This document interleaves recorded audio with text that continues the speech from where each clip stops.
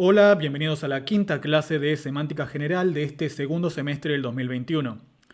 Como verán en pantalla, hoy vamos a estar discutiendo cómo combinar denotaciones. Esto quiere decir que vamos a estar ofreciendo la denotación para varios elementos mínimos que conforman sintácticamente una oración. Y una vez que tenemos las denotaciones de esos elementos, vamos a ver cómo se relacionan entre sí para calcular las condiciones de verdad de esa oración.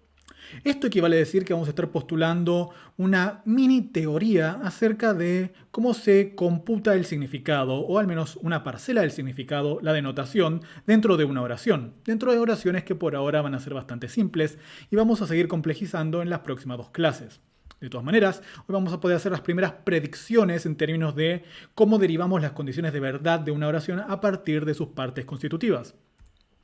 Y esto es básicamente un proyecto, si se quiere, teórico que se sigue de asumir dos cosas.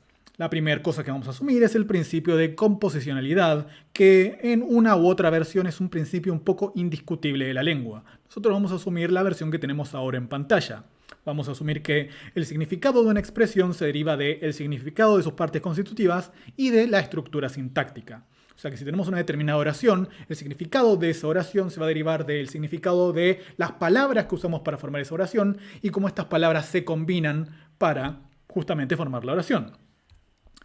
Y lo otro que vamos a estar hablando es, como dije antes, de las condiciones de verdad y vamos a entender que nuestra teoría tiene sentido, derivar las condiciones de verdad de una oración tiene sentido, porque estamos asumiendo que lo que dice 2 es verdadero. Estamos asumiendo que si un hablante comprende el significado de una oración, eso equivale a que sepa cuáles son las condiciones de verdad de una oración. Un hablante que entiende una oración sabe cómo tiene que ser el mundo, sabe cómo tienen que ser las cosas para que esa oración sea cierta. En otras palabras, las condiciones de verdad reflejan de alguna manera el significado oracional. Y como les dije, lo que vamos a estar haciendo en esta clase es combinar ambas ideas, las ideas que tenemos en 1 y 2, y vamos a procurar ofrecer una mini teoría semántica, o sea, una teoría semántica para un fragmento minúsculo de la gramática del español. Básicamente vamos a estar hablando de oraciones intransitivas y de oraciones copulativas muy simples, pero como les dije, vamos a ir complejizando esto a medida que avancen las siguientes clases. Bueno, como les dije, queremos explicar cómo las condiciones de verdad de una oración pueden computarse, pueden calcularse a partir de la notación de sus partes constitutivas. Sabemos que una oración denota su valor de verdad. Nosotros no nos va a interesar tanto el valor de verdad de la oración, sino más bien las condiciones de verdad. Cómo tiene que ser el mundo para que ese significado sea verdadero o falso, para que la proposición expresada por una oración sea verdadera o falsa. Bien. En otras palabras, si nosotros tenemos una oración como Cosmo saluda a Eliana, bien, una oración transitiva, nosotros sabemos que las condiciones de verdad de esta oración son equivalentes a lo que tenemos en 3b. O sea, esta oración va a ser verdadera siempre y cuando se cumpla que Cosmo saluda a Eliana en el modelo M. Bien, mientras se cumpla esta fórmula de lógica de predicados que tenemos acá dentro de nuestro modelo. Bien. Tenemos las condiciones de verdad, entonces, postuladas para esta oración. Cómo tienen que ser las cosas para que esa oración sea cierta. Básicamente, para que Cosmo saluda a Eliana sea verdadero, se tiene que cumplir en el modelo que Cosmo saluda a Eliana. Nosotros tenemos que llegar a este resultado a partir de... Queremos llegar a este resultado a partir de la denotación de todos los elementos sintácticos que reconocemos en la estructura oracional de 3a. La oración de 3a nosotros tenemos un sujeto, que es un sintagma nominal, Cosmo. Tenemos un predicado, que es un sintagma verbal, saluda a Eliana. Dentro de este predicado reconocemos el verbo saludar y luego tenemos el sintagma nominal Eliana. Básicamente lo que tenemos acá abajo, el sujeto, Cosmo, el predicado, saluda a Eliana, y por otra parte tenemos el verbo saludar y el nombre Eliana. ¿Okay? Queremos que las condiciones de verdad de toda la oración que tenemos en 3a, sea predecible a partir de las denotaciones de cada uno de estos elementos. Bien. O sea, tenemos que calcular de manera sistemática a partir de la denotación del nombre propio Cosmo, a partir de la denotación del verbo saludar, a partir de la denotación del nombre propio Eliana y de cómo se combinan sintácticamente. Bien. Eso es lo que vamos a estar haciendo hoy. Obviamente, el primer paso para tratar de hacer esto es tratar de ofrecer una denotación para distintas clases de palabras.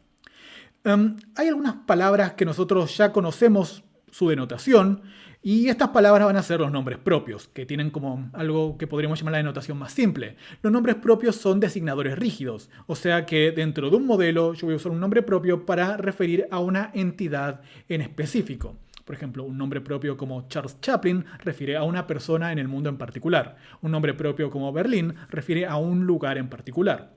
Bien. Esta es una diferencia que distingue a los nombres propios, como veremos, de los nombres comunes.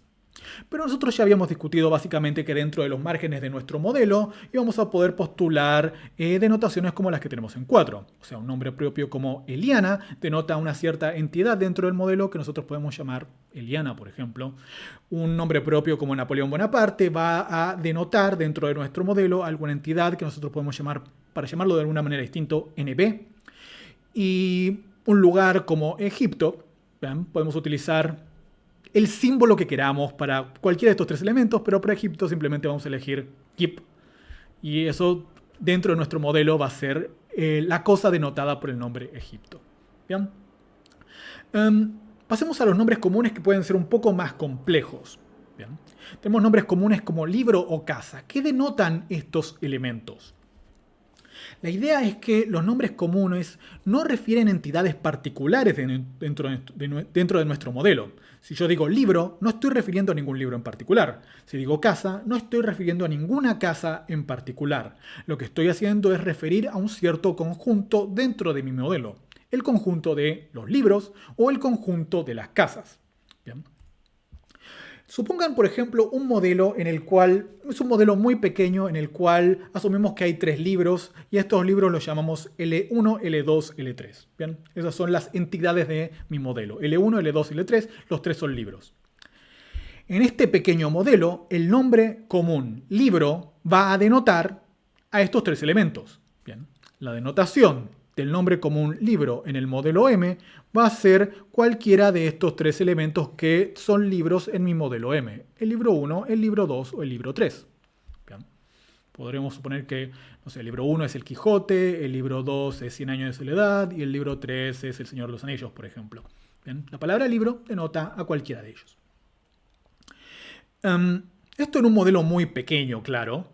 Si nosotros vamos a tratar de trabajar con modelos más grandes, una definición de libro como la que tenemos en pantalla ahora va a ser un poco, absurda. Es como que nosotros queramos definir los números naturales, por ejemplo, a partir del conjunto definido extensionalmente de los números naturales. Ustedes saben que si tenemos el conjunto de los números naturales, una manera de listar o de definir este conjunto es a partir de listar sus elementos. 2, 4, 6, 8, menos 16, 1000... Podemos intentar listar los números naturales, los números pares, y eso nos daría el conjunto de los números pares. Los números pares son infinitos, así que esta tarea de listarlos, o más bien, en términos más puntuales, definir extensionalmente el conjunto de los números pares es una tarea ociosa. Lo que nosotros vamos a querer hacer con los números pares y también con la denotación de un nombre común como libro es ofrecer la definición de ese conjunto en términos intencionales. Así, por ejemplo, yo voy a tener la denotación y vamos a estar discutiendo denotaciones más cercanas a la línea que tenemos acá en 6, para un nombre común como libro. Libro, dentro del modelo M, denota a toda entidad X, tal que X cumple la propiedad de ser un libro en el modelo M. ¿Bien? Noten que estamos utilizando notación de lógica de predicados. Estamos diciendo que la palabra libro, el nombre común libro, va a denotar a cualquier entidad X dentro del modelo, tal que esa entidad X tenga la propiedad de ser un libro en M. O sea, estamos básicamente utilizando una lógica de predicados para predicar una propiedad. Bien, que esa es una de las maneras habituales de utilizar lógica de predicados. Si nosotros, por ejemplo, tuviéramos un predicado como Juan es alto, esto yo lo puedo formalizar en lógica de predicados. Alto Juan. Bien. Vamos a volver sobre esto y vamos a seguir discutiendo esto a lo largo de la clase. Pero para que vean que estamos utilizando lógica de predicados para definir intencionalmente el conjunto de los libros. Todos los X, todas las entidades dentro de mi modelo que cumplan la propiedad de tener un libro. Que esto es básicamente una definición intencional, es como definir los números naturales los números pares, perdón, de la siguiente manera. Es como decir, los números pares son todos los números x, tales que yo puedo dividir a x por 2 y obtener un número entero. Bien. Eso también define el conjunto de los números pares, y lo define de una manera que, bueno, es de alguna manera más breve y más concisa que listar todos los números pares. Estas definiciones en la que listamos los elementos de un conjunto es la definición extensional de un conjunto. Cuando nosotros básicamente ofrecemos la definición de ese conjunto, es justamente la definición intencional de ese conjunto. Y acá lo que tenemos es la definición intencional del conjunto de los libros. Puede parecer contraintuitivo definir la denotación de los nombres comunes como, bueno, un conjunto. Porque nosotros cuando utilizamos un nombre común, como por ejemplo taza, bien, cuando yo utilizo el nombre taza, el sustantivo taza, bueno, puedo utilizarlo para referir a una entidad particular dentro del mundo. Bien, yo puedo decir la taza. Bien, y no estoy refiriendo a ningún conjunto en ese caso, sino que estoy hablando de una entidad en particular. Estoy hablando de esta cosa que tengo en la mano. La observación que hay que hacer acá es que cuando yo utilizo los nombres comunes, cuando hablo, generalmente lo que estoy haciendo es agregarle un determinante al nombre. Y crucialmente lo que hace el determinante es permitirme utilizar sintácticamente en muchos contextos el nombre. Por ejemplo, si yo quiero decir algo como 7a, el libro está en la mesa, tengo que ponerle un determinante definido al lado al libro. Yo no puedo decir, por ejemplo, libro está en la mesa. ¿Bien? Eso es agramatical directamente. ¿El libro está en la mesa? No, yo tengo que hablar de algún libro en particular, y una manera de restringir la referencia en la denotación de justamente el libro es agregándole un determinante. Vamos a estar discutiendo esto próximamente. 7b. Hay un libro en la mesa, es la manera gramatical de formar esta oración. No podemos decir hay libro en la mesa. ¿Bien? O sea, hay que agregar un determinante al nombre para poder usar el nombre. Eso sucede en muchos contextos, porque crucialmente lo que hacen los determinantes es tomar el conjunto que denota el nombre y restringirlo a una entidad de la cual nosotros queremos hablar. ¿Bien? De todas las posibles cosas a las que yo puedo denotar en un determinado modelo a partir de un nombre como libro, lo que hace el determinante es restringir ese conjunto a los que sean relevantes a partir de lo que yo quiero decir. Bien, pero vamos a estar discutiendo eso en próximas clases. Por ahora, compren la idea de que los nombres comunes denotan conjuntos y no entidades. Bien. Adjetivos. Vamos a hablar de la denotación de los adjetivos ahora. Puede parecer también contraintuitivo, ya que nombres y adjetivos son clases de palabras distintas, pero en realidad esta distinción la tenemos que poner a nivel morfosintáctico. O sea, nombres y adjetivos son distintas clases de palabras porque funcionan distinto a nivel sintáctico y funcionan distinto a nivel morfológico. Sin embargo, a nivel de la denotación son muy, muy similares. Ambos tipos de elementos denotan básicamente el mismo tipo de... tienen el mismo tipo de denotación. Bien. Al igual que los nombres comunes, los adjetivos calificativos denotan conjuntos de entidades que tienen una cierta propiedad. ¿Okay? Por ejemplo, supongan que tenemos un modelo en el cual tenemos dos personas que son pelirrojas. Cosmo y Eliana son pelirrojas en mi modelo. Bien. Entonces, la denotación del adjetivo pelirrojo va a ser, el conjunto de cosas que satisfacen el ser pelirrojo. O sea, Cosmo y Eliana en este caso. Esta sería la definición extensional de la denotación de pelirrojo en un cierto modelo muy restringido que yo estoy asumiendo en este momento en mi modelo M. Una manera de definir la denotación del adjetivo pelirrojo en términos intencionales sería como tenemos ahora en pantalla. El adjetivo pelirrojo, no sé por qué lo puse en mayúscula, acá es en minúscula porque acá tenemos un adjetivo y acá iba en mayúscula, me quedó al revés. El adjetivo pelirrojo denota al conjunto de todas las entidades X dentro del modelo que tienen la propiedad de ser pelirrojas. ¿Bien? O sea, todos los X tales que pelirrojo X en el modelo M. ¿Bien? O sea, los adjetivos, al igual que los nombres, denotan un conjunto de entidades que cumplen una cierta propiedad. Bien. La propiedad puede ser libros, la propiedad puede ser casas, la propiedad puede ser pelirrojos. Bien. Es el mismo tipo de denotación. Y El mismo tipo de notación se lo vamos a dar también a verbos intransitivos, que esto básicamente se sigue de los ejercicios de lógica de predicados que ya veníamos haciendo. Nosotros, por ejemplo, si tenemos una oración como, no sé, Cosmo camina, nosotros ya habíamos hecho el ejercicio de formalizar esto en lógica de predicados como camina Cosmo, que es básicamente el tipo de fórmula que estamos aplicando para decir, por ejemplo, que Cosmo es pelirrojo.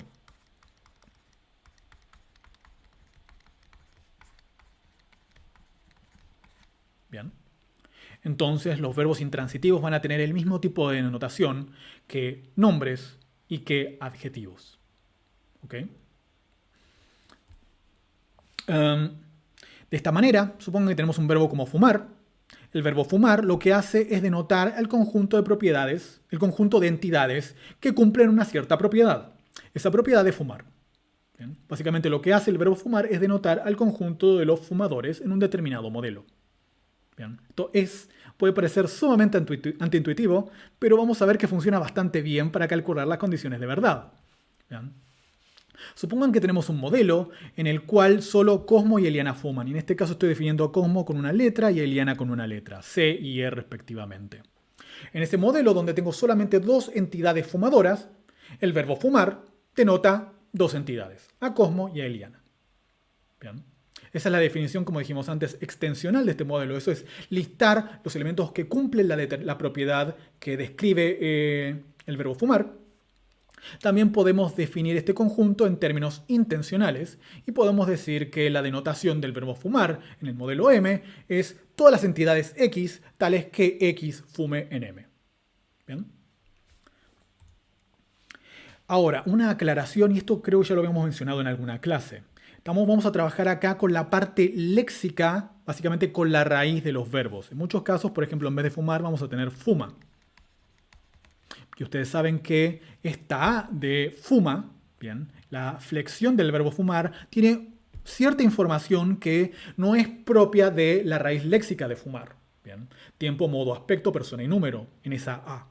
Bien. Nosotros vamos a estar ignorando la información que porta este elemento y vamos a trabajar simplemente con el verbo fuma como si fuera la denotación solamente de la raíz. Bien. Y si hay tiempo dentro de este curso, pasaremos a hablar de cuestiones como el tiempo y el aspecto.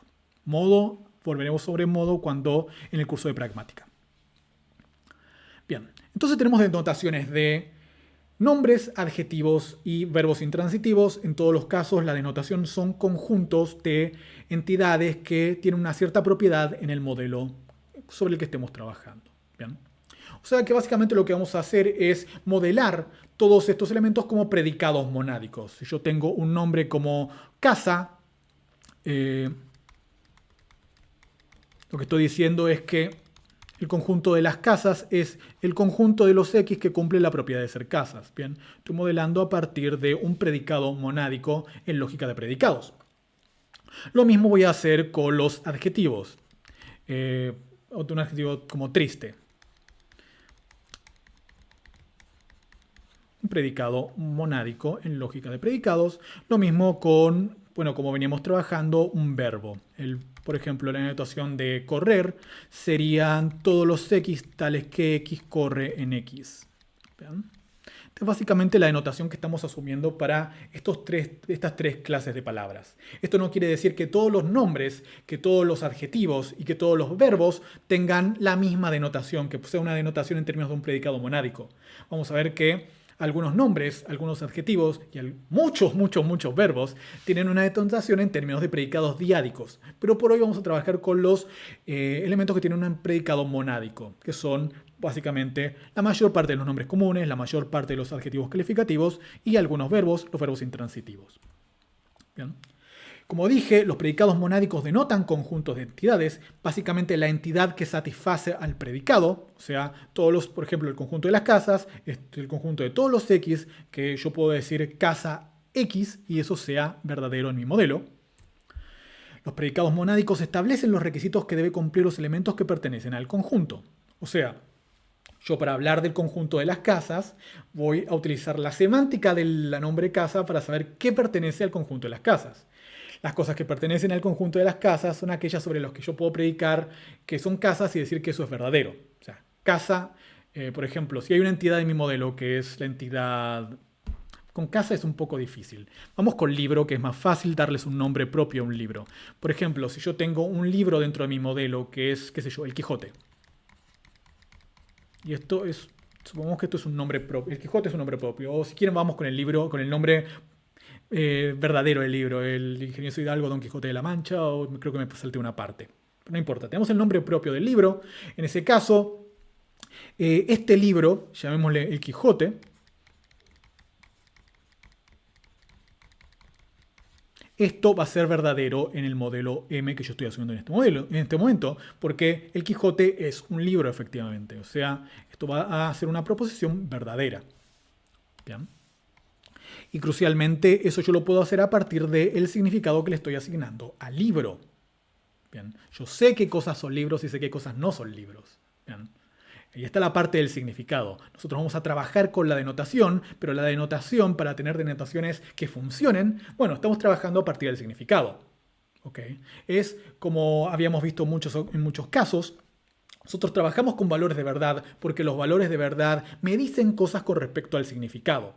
Yo no necesito trabajar con el significado directamente porque los valores de verdad me permiten decir cosas de manera explícita y de manera fácil con respecto al significado, sin trabajar con el significado, que es un objeto muy difícil de trabajar.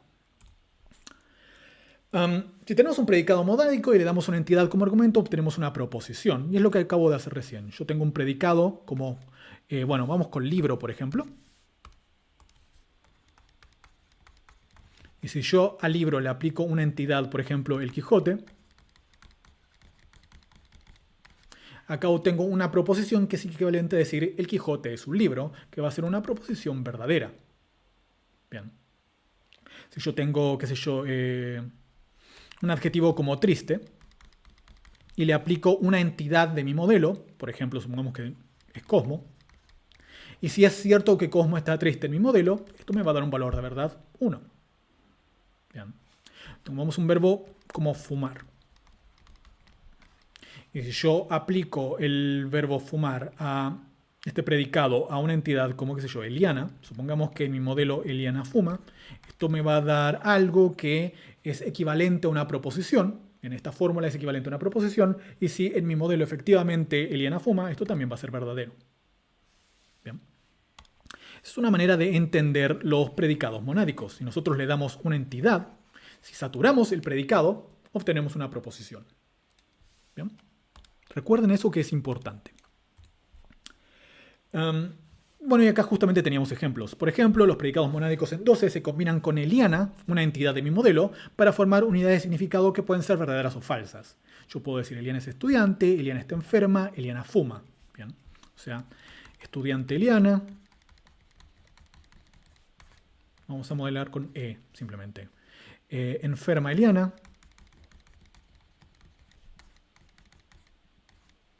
O fuma Eliana.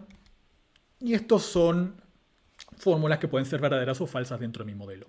Crucialmente, lo que vamos a estar haciendo, y esto es generalmente lo que hace la lógica de predicados, es asumir que elementos como los verbos copulativos no tienen un significado denotacional. Bien.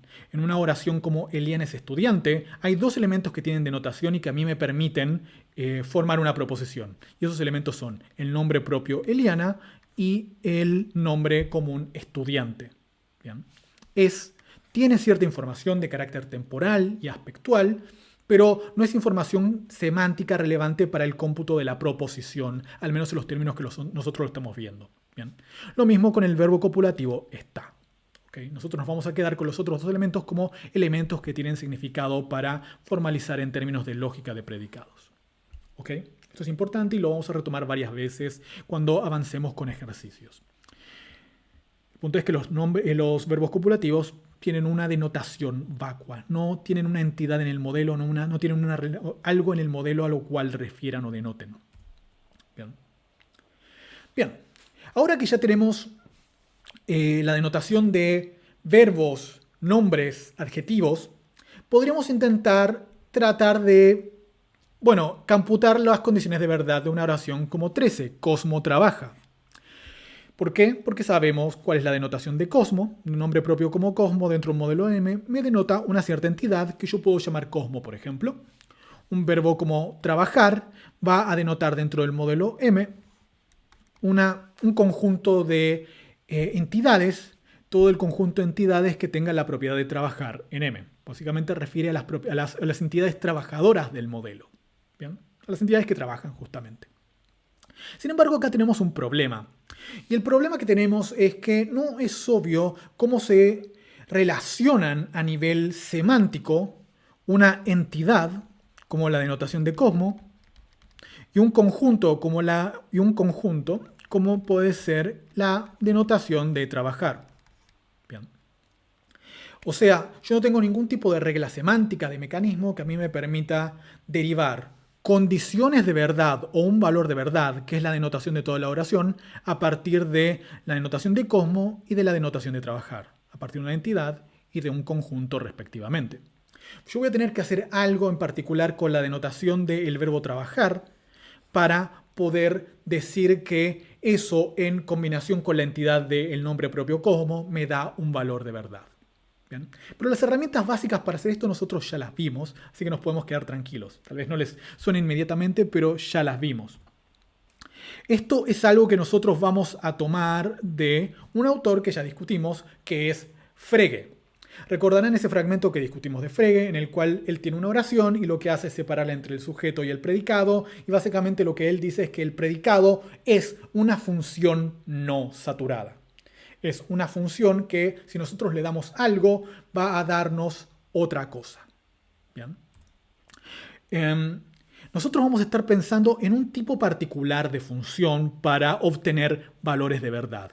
Y ese tipo de función se llama función característica, que puede parecer algo complicado si lo digo así en el aire, pero van a ver que es algo muy sencillo. Una función característica es un tipo de función que está asociada a todo conjunto. O sea, todo conjunto tiene una función característica asociada al conjunto. ¿Bien? Básicamente lo que hace una función característica es determinar si un determinado elemento pertenece o no al conjunto relevante. ¿Bien? Creo que acá tenemos un ejemplo. Sí. Suponga el conjunto nuevamente de los números pares. Todos ustedes saben cuál es el conjunto de los números pares, más o menos. ¿No? Nadie es capaz de formar todo el conjunto de los números pares, pero nosotros sabemos qué elementos forman parte del conjunto de los números pares. Lo que hace la función característica correspondiente al conjunto de los números pares, llamamos esta función fcar, es tomar como argumento un número, x, y darme como resultado 1 si este número x pertenece al conjunto de las entidades, y darme el número 0 si ese número x no pertenece al conjunto de las entidades. Por ejemplo, si yo aplico la función característica de el conjunto de los números pares al número 4, eso me va a dar 1 verdadero. ¿Por qué? Porque el 4 pertenece al conjunto de los números pares. Si yo en cambio le aplico la misma función al número 3, eso me va a dar como resultado el número 0, que quiere decir falso. ¿Por qué? Porque el número 3 no pertenece al conjunto de los números pares. La idea es que nosotros necesitamos hacer básicamente lo mismo con la denotación de un verbo como trabaja. Yo quiero que trabaja sea una función, ¿bien? Que si yo le aplico una entidad a esa función, esta función me devuelva un valor de verdad 1 si esa entidad que yo le di a la función es miembro del conjunto de las entidades trabajadoras en el modelo M, y que me devuelva 0 si esa entidad que yo le di a la función me devuelva, 0 si esa entidad no pertenece al conjunto de las entidades trabajadoras, si esa entidad no trabaja. ¿Bien? En ese sentido, estamos definiendo la función característica para obtener las condiciones de verdad de la oración.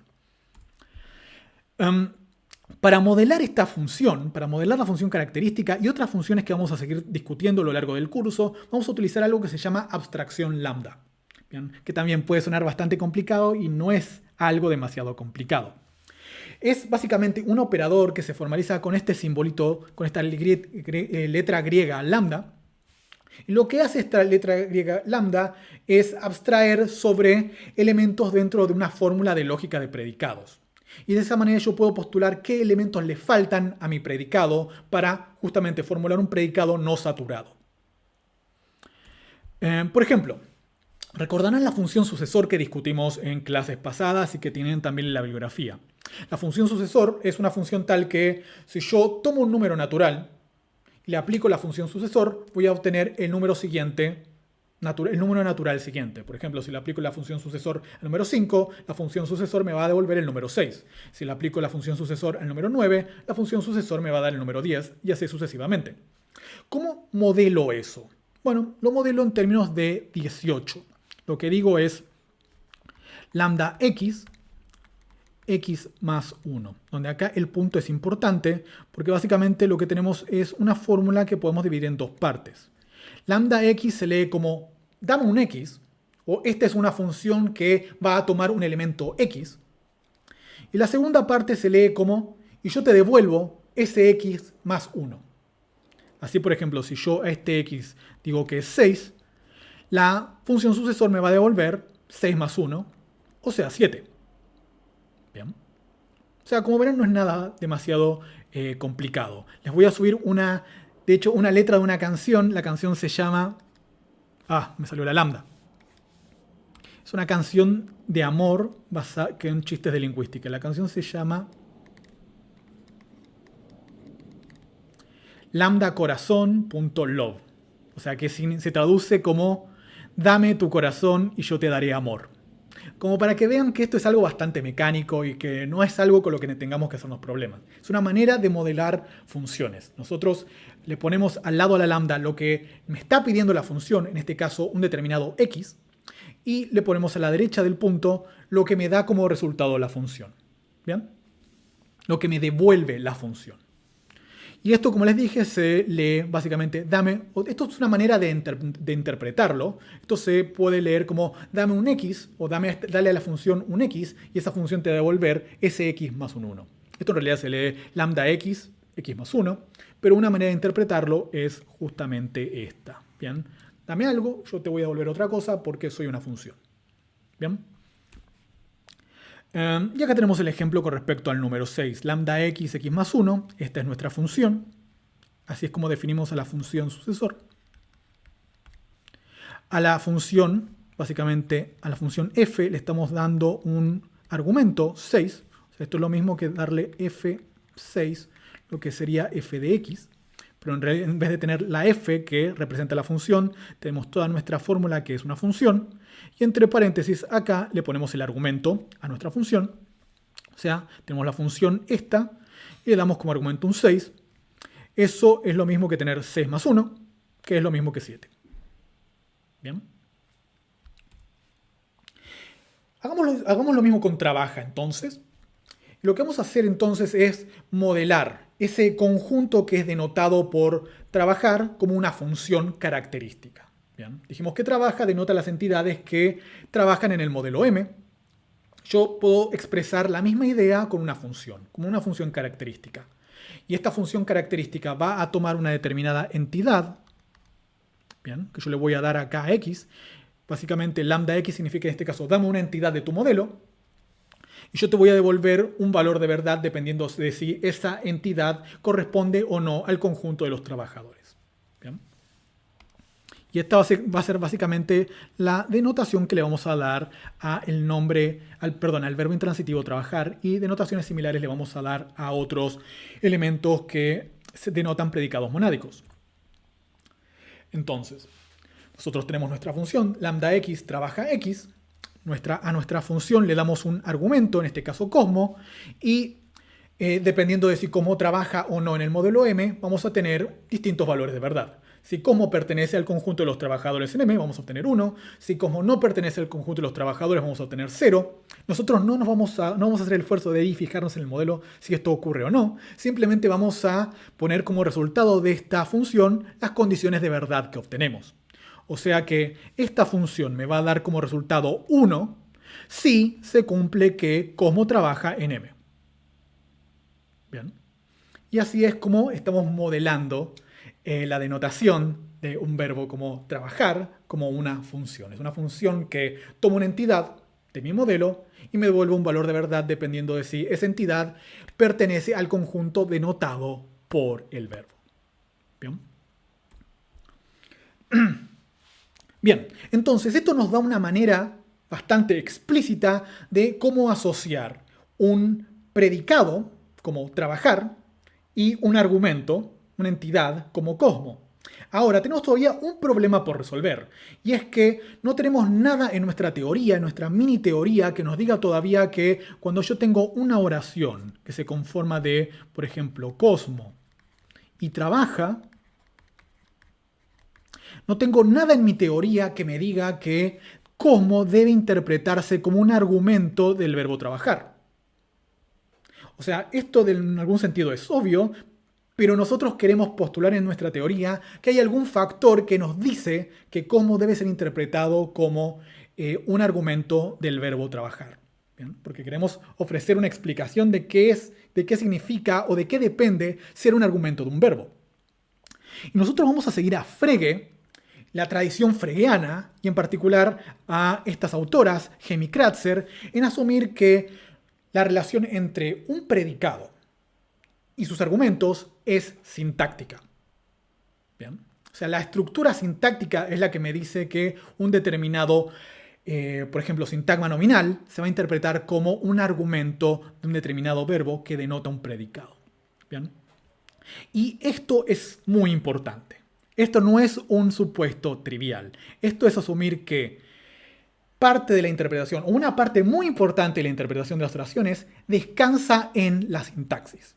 Bien, noten que estamos persiguiendo el proyecto fregeano de explicar el significado de las oraciones a partir del significado de las partes mínimas, las palabras, y del significado que le da la sintaxis a estas partes mínimas, de cómo la sintaxis las combina.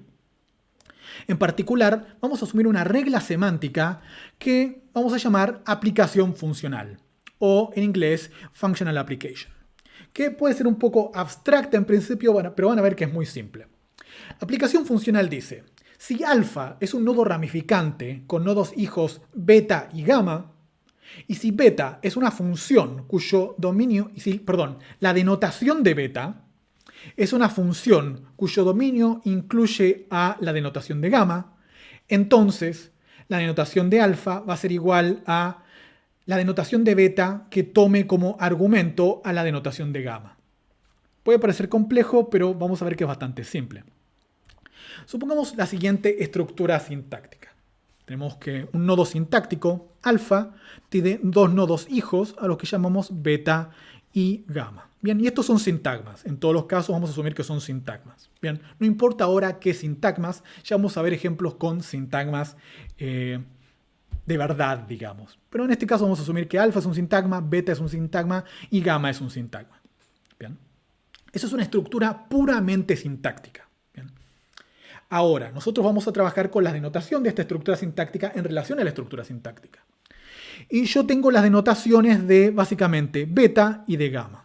La beta no me salió muy bien, la voy a hacer de vuelta. Me salen horribles las betas.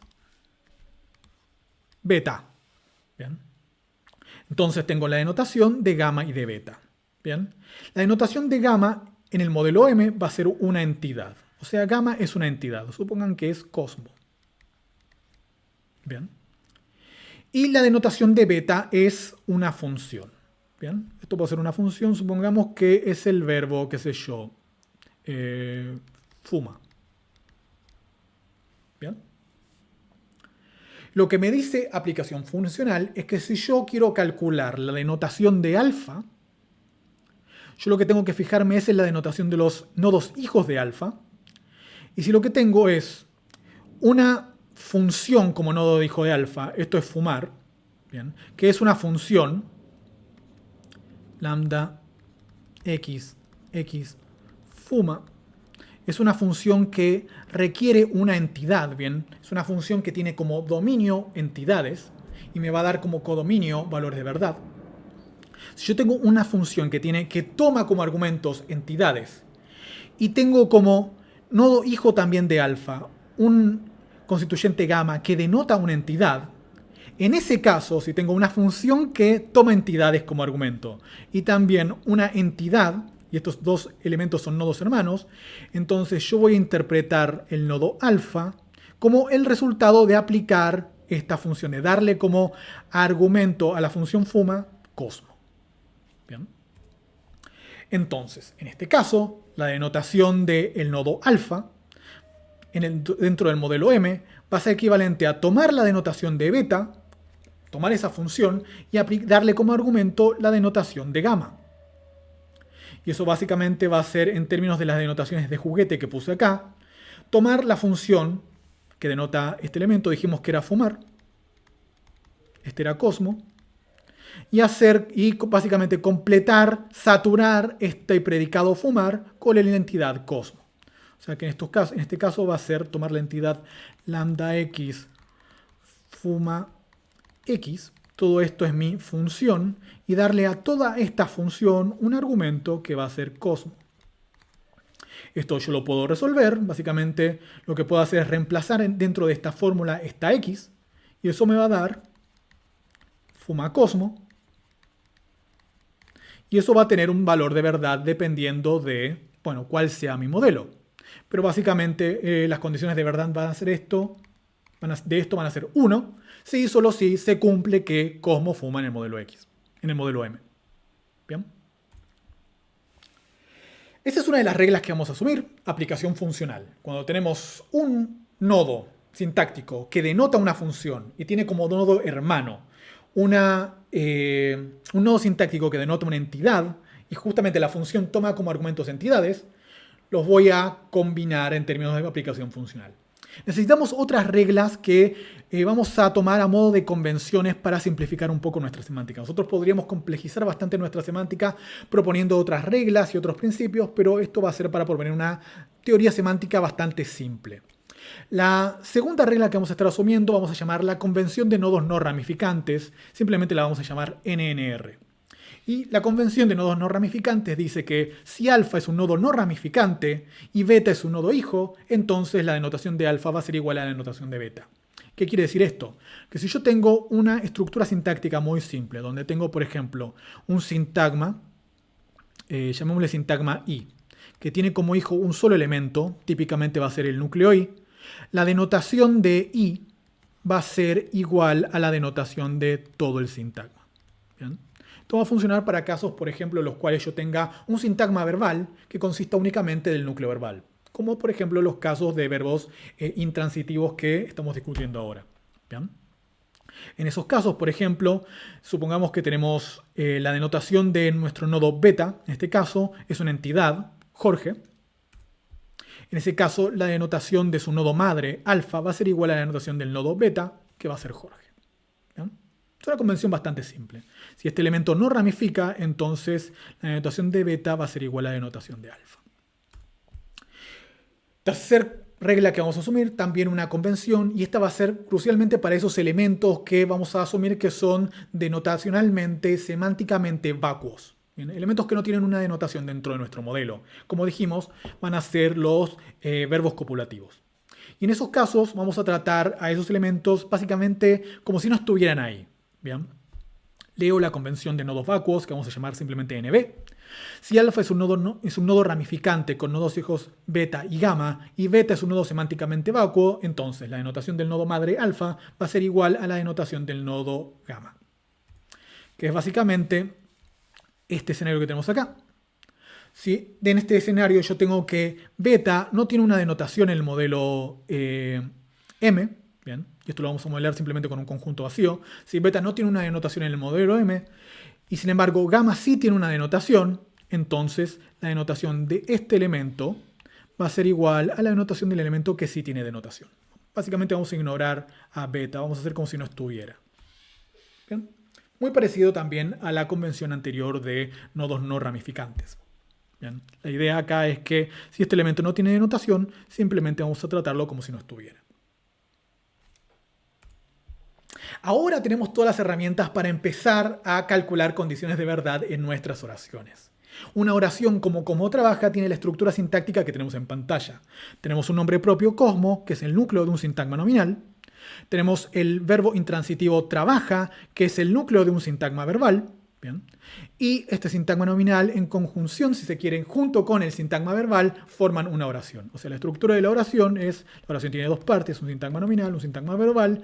En el sintagma nominal tengo Cosmo, en el sintagma nominal tengo trabaja. Bien. Simplemente estamos haciendo en términos de árboles, en este caso, los mismos análisis sintácticos que veníamos realizando para, por ejemplo, gramática oracional y análisis sintácticos con lo que ustedes tienen que estar familiarizados a esta altura. A partir de esto yo puedo calcular las condiciones de verdad de mi oración. Yo en esta oración tengo dos palabras, como trabaja, y conozco las denotaciones de mis palabras, conozco la denotación de estos elementos. Un nombre propio como Cosmo denota en el modelo M una entidad que yo puedo llamar Cosmo.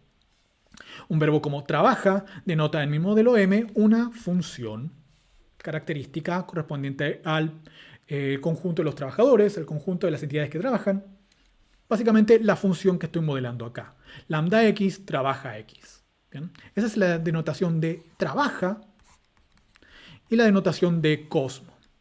Cosmo acá. ¿Bien? Ahora, a partir de la denotación de mis palabras, yo tengo que calcular la denotación de los sintagmas y la denotación de la oración. ¿Bien? La denotación de los sintagmas en este caso va a ser muy fácil porque yo ya asumí mi convención de nodos no ramificantes. En este caso el sintagma verbal es un nodo no ramificante, no tiene dos hijos, tiene un solo hijo que es el verbo trabajar. Entonces la denotación que yo le asigné a trabaja va a ser también la denotación del sintagma verbal, que es lo que tengo acá en 28 y acá vamos paso por paso haciendo explícito cómo calculamos las condiciones de verdad de la oración. La denotación del sintagma verbal en el modelo M es igual a la denotación del verbo trabaja en el modelo M, que es igual a lambda X trabaja X. ¿Bien? Por la convención de los nodos no ramificantes. Bien, yo obtengo esta denotación a partir de la convención de nodos no ramificantes que les expliqué previamente. Pasemos a la denotación del sintagma nominal. La denotación de este sintagma nominal la vamos a obtener de la misma manera que obtuvimos la denotación del sintagma verbal.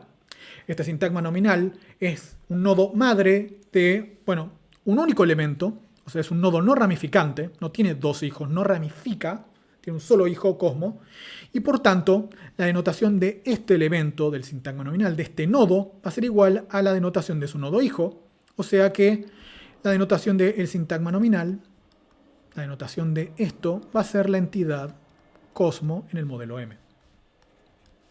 ¿Bien? Y eso se debe a la convención de nodos no ramificantes que acabamos de postular. Ahora, llegó el punto interesante. Tengo esta estructura en la cual yo sé cuál es la denotación del sintagma nominal, y sé cuál es la denotación del sintagma verbal. Bien. Sé que la denotación de mi sintagma nominal es la entidad Cosmo. Sé que la denotación de mi sintagma verbal es una función. Lambda X trabaja X. ¿Bien? En este caso, dada esta configuración sintáctica, donde yo quiero saber la denotación de O, ¿bien? O tiene dos nodos hijos. Uno es una función, lambda X trabaja X, que toma entidades como argumento, y el otro hijo de O es una entidad. Dada la regla de aplicación funcional, yo voy a poder tomar la denotación del sintagma verbal en el modelo M y darle como argumento la denotación del sintagma nominal en el modelo, este es un paréntesis, no me sale muy bien, en el modelo M. Y eso va a ser igual a la denotación de O en el modelo M. Y eso se escribe por aplicación funcional, tal y como tenemos acá. Por aplicación funcional yo puedo derivar el paso que tengo en 30. La denotación de mi oración va a ser entonces igual a la denotación del sintagma verbal, una función que toma como argumento la denotación del sintagma nominal, una entidad, o sea, trabaja X, esta es mi función, que toma como entidad a Cosmo, y eso me va a dar como resultado un valor de verdad, que va a ser 1 siempre y cuando, esta es una abreviación para sí, solo sí, va a ser verdadero si solo si se cumple que Cosmo trabaja en el modelo M. Si es verdad que Cosmo trabaja en M. Bien. Y acá lo que hicimos fue calcular las condiciones de verdad de nuestra oración, que como dijimos, saber las condiciones de verdad de nuestra oración equivale a entender el significado de esa oración, y lo capturamos a partir de la denotación de los elementos mínimos que tenemos en nuestra oración. Básicamente, la denotación que le asignamos a un nombre propio y la denotación que le asignamos a un verbo intransitivo. ¿Bien? Tenemos los primeros pasos, los primeros rudimentos de nuestra teoría semántica para expresiones muy simples, todavía para oraciones muy simples, pero vamos a ver que esto nos va a permitir complejizar bastante nuestros análisis. Veamos ahora cómo podríamos analizar en estos términos una oración copulativa. ¿Bien? Tenemos una oración como Eliana está enferma. Bien, que en este caso tenemos tres palabras. Nombre propio Eliana, el verbo copulativo está y un adjetivo enferma. Bien. Y tengo la denotación de estos tres elementos acá arriba. El nombre propio Eliana denota una entidad en el modelo, que llamaremos Eliana. El verbo copulativo está no denota nada dentro de nuestro modelo, no tiene denotación en nuestro modelo, es semánticamente vacuo. Y por último tenemos la denotación del adjetivo enferma en el modelo M, que denota aquellas propiedades, aquellos elementos que tienen la propiedad de estar enfermos, o básicamente aquellos elementos que me van a devolver un 1 si yo les aplico el predicado enfermo. Bien.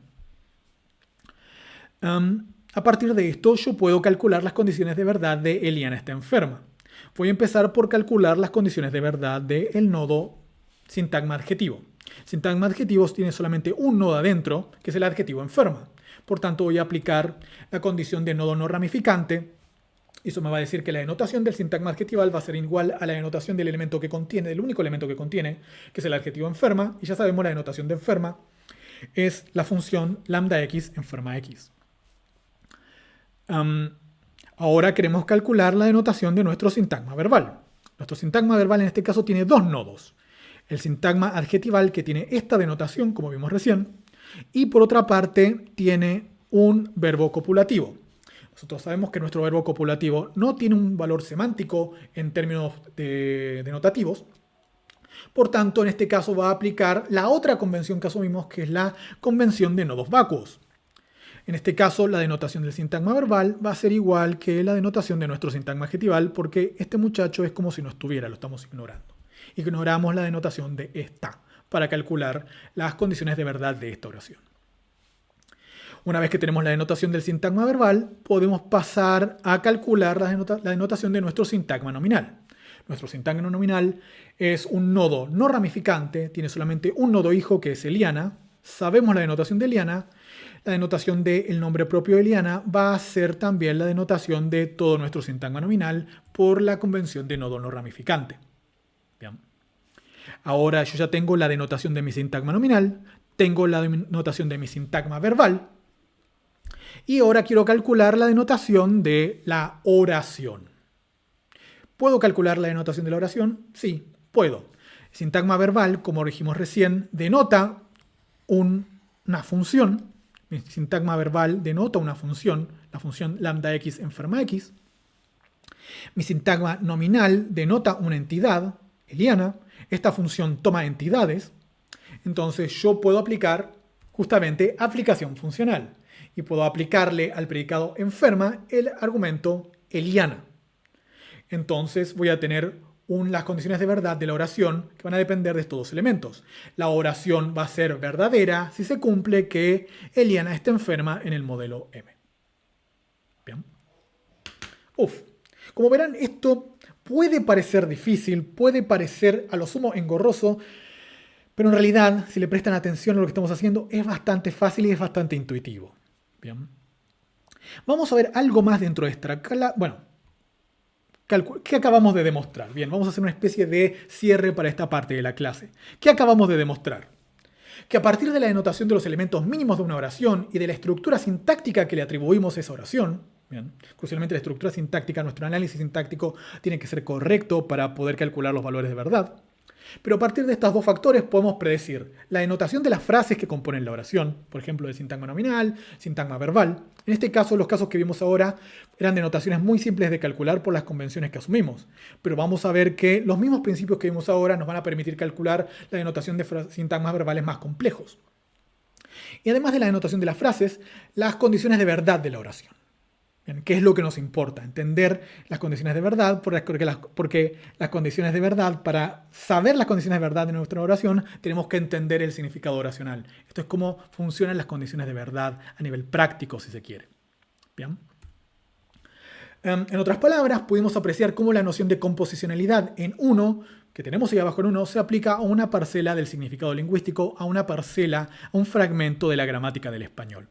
Vamos a ir complejizando un poco nuestra pequeña teoría en las siguientes clases. No vamos a llegar tampoco tan lejos, pero vamos a llegar a lo suficientemente lejos como para asignarle condiciones de verdad a oraciones bastante más complejas que las que tenemos ahora, que con las que trabajamos ahora. Como primer paso hacia ello, quiero contarles acerca de la teoría de tipos. La teoría de tipos es básicamente una tipología de el tipo de entidades que yo tengo en mi modelo. No las entidades en el sentido de Eliana, Cosmo, Jorge y otras cosas que pueda haber en mi modelo, sino el tipo de fórmulas, si se quiere, que yo puedo atribuir al modelo. Bien, el tipo de cosas que conforman el modelo. Que vimos que en nuestro modelo teníamos muchas cosas. Tenemos propiedades, tenemos relaciones. Ahora lo que queremos hacer es explicar en qué consisten esas cosas y reducirlo a un número primitivo de elementos. Básicamente, en teoría de tipos, se trabaja con dos cosas primordiales. El primer tipo es el tipo E, ¿bien? Que son entidades. ¿Bien? Yo en mi modelo tengo entidades, cosas como las que denominé Cosmo, Eliana, Jorge, El Quijote, Egipto, cosas que típicamente yo a las que apunto con nombres propios. Esas son mis entidades. ¿Bien? Cuando, por ejemplo, definimos el conjunto de las casas, cada una de esas casas que forman el conjunto de las casas son entidades en mi modelo. ¿Bien? Todas las cosas que están en mi modelo son entidades. Ahora, además de entidades en el modelo, yo voy a tener otras cosas en mi modelo que son valores de verdad. Básicamente lo que estoy diciendo es que en mi modelo tengo dos cosas que son como las más primitivas, las más básicas, que son las entidades que forman parte de mi modelo y los valores de verdad, que son dos, 1 y 0. Pero básicamente para hablar de los valores de verdad a nivel general vamos a usar la letra T. Y de la misma manera, para hablar de las entidades a nivel general, vamos a usar la letra E. ¿Bien? Y además de estos tipos que son los básicos, los primitivos, yo voy a tener otro tipo de cosas en mi modelo que van a ser tipos semánticos complejos, que van a ir entre corchetes como estos. O sea, todos los tipos van entre corchetes. Yo puedo tener cosas de tipo E, que son entidades, cosas de tipo T, que son valores de verdad, y puedo tener entre corchetes cosas que son un poco más complejas, que son pares ordenados formados por elementos que pueden ser entidades y valores de verdad, por ejemplo. ¿Bien? Esto es un tipo complejo. ¿Bien? Es básicamente la formulita que tenemos en 35C. Si A es un tipo y B es un tipo, entonces corchete AB es un tipo. ¿Bien? Yo puedo formar pares ordenados a partir de tipos. ¿Bien? Par ordenado es una relación entre A y B. Es una relación unidireccional. Y esta relación unidireccional lo único que pretende modelar en teoría de tipos es funciones. ¿Bien? Acá cuando yo tengo A y B, lo que estoy modelando es una función que va del dominio de A al codominio de B. ¿Bien? Todos los tipos semánticos complejos, que son los que se modelan de esta manera, son funciones. ¿Bien? Una entidad no es una función, es simplemente una entidad. Un valor de verdad no es una función, es simplemente un valor de verdad no es una función, es simplemente un valor de verdad. Esos son nuestros primitivos semánticos. Luego vamos a tener tipos que son complejos que se forman a partir de nuestros primitivos. Y esos tipos semánticos complejos van a ser funciones. Por ejemplo, dijimos que un verbo intransitivo como trabajar es una función, o denota una función. Dijimos que un verbo intransitivo como trabajar es una función lambda x, trabajar x. Que es un verbo intransitivo que denota una función. Yo, si a esta función le doy una entidad, por ejemplo Cosmo, lo que voy a obtener es un valor de verdad, dependiendo de si Cosmo trabaja o no trabaja. Si Cosmo trabaja, obtengo 1. Si Cosmo no trabaja, obtengo 0. O sea, esto es una función que va de las entidades, ese es el dominio de esta función, a los valores de verdad, t. Si yo le doy una entidad a esta función, me va a devolver un valor de verdad. ¿Bien? Crucialmente, esto en teoría de tipos yo lo capturo diciendo que el verbo trabajar es de tipo ET. O sea, el verbo trabajar es un elemento que en teoría de tipos nosotros vamos a modelar como ET. Toma una entidad y me devuelve un valor de verdad. ¿Bien?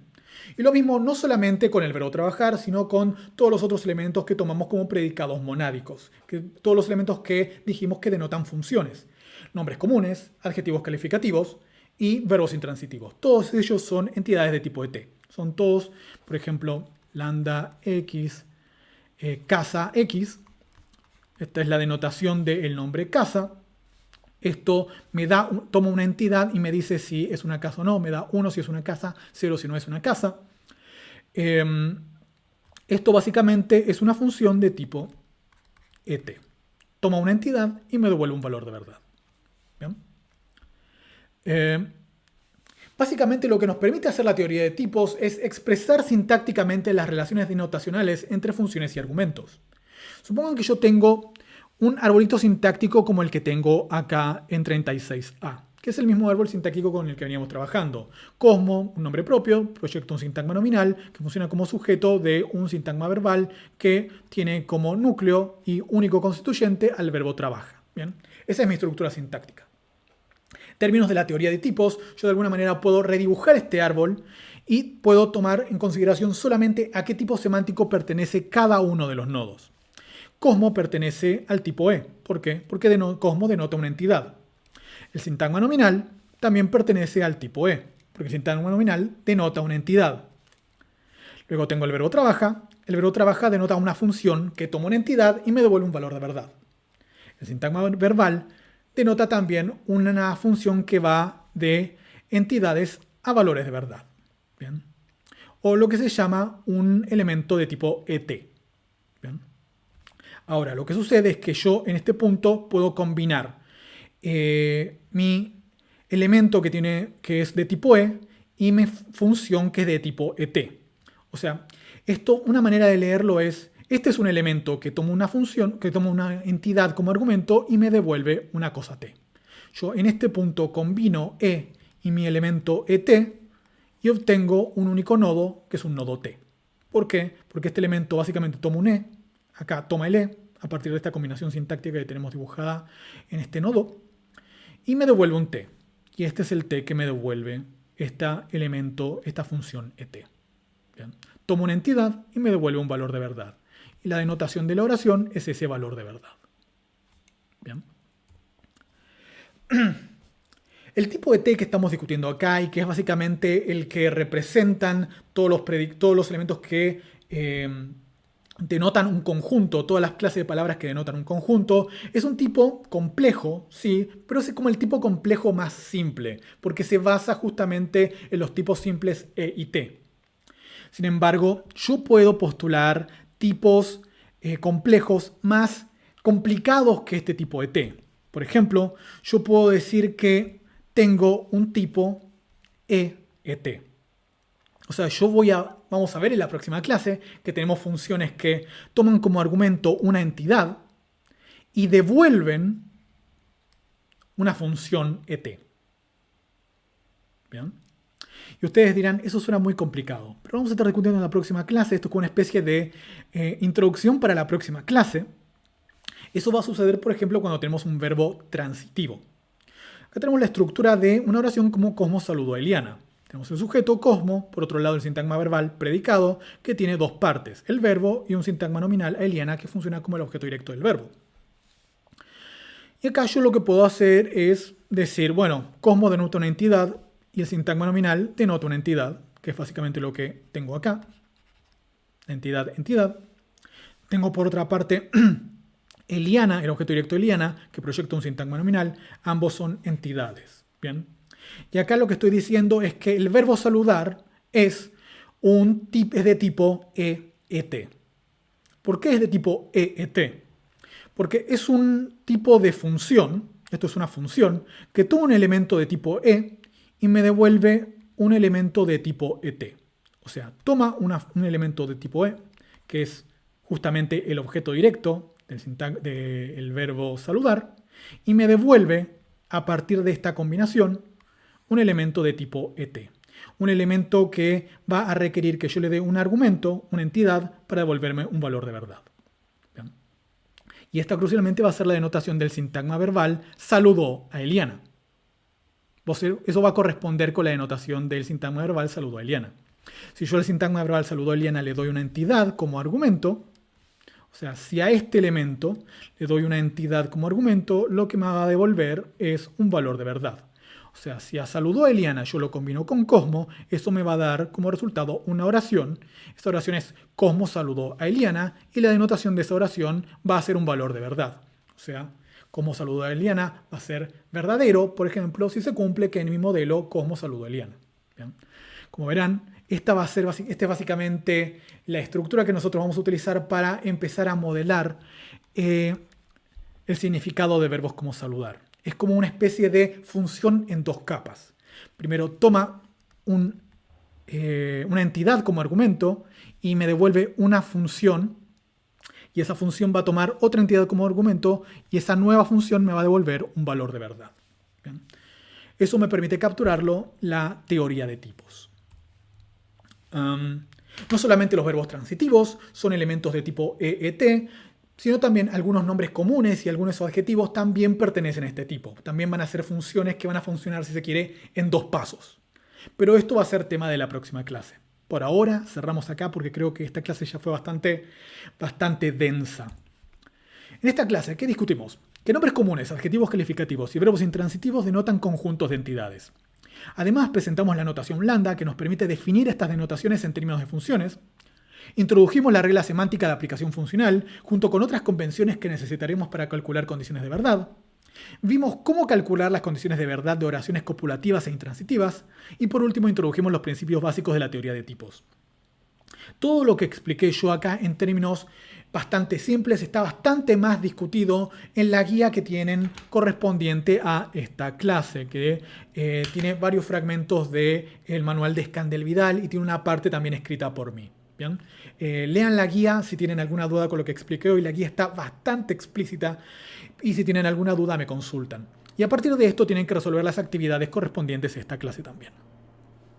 Bien, eso es todo por hoy. Me despido. Nos veremos en la próxima clase.